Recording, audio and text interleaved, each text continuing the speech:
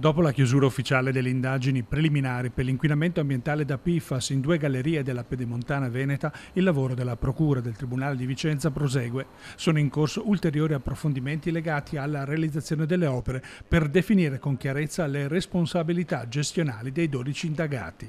Va stabilita la filiera decisionale tra gli organi dell'amministrazione del Consorzio SIS e della SPV SPA e i rispettivi responsabili tecnici e direttori di cantiere.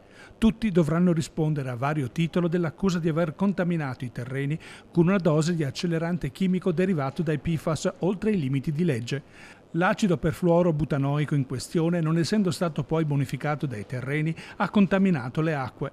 Oltre alla galleria di Malo nel tratto di attraversamento nel comune di Castel Gomberto, l'altro sito incriminato è quello della galleria di Sant'Urbano a Montecchio Maggiore. Rabbia per quanto accaduto espressa dal sindaco. Un po' di rabbia l'abbiamo perché non posso dire il contrario. Da Presidente del Consorzio 2014 entro a fare parte di questa struttura da Presidente e sempre abbiamo lavorato per questa famigerata sostanza per cercare di mitigarla. Abbiamo presentato anche dei progetti importanti per portare l'acqua dall'Eb fino qua a Brendola, perché appunto sappiamo benissimo che questa inquinante non è facile da debellare ed è molto resistente nell'acqua. Abbiamo carbone atuni e quant'altro che abbiamo messo in essere perché i nostri cittadini abbiano l'acqua che sia potabile, però la rabbia penso è anche la perplessità da parte dei nostri cittadini, anche se tentiamo in tutte le maniere di sì, rassicurarli e quant'altro, però credo ci sia.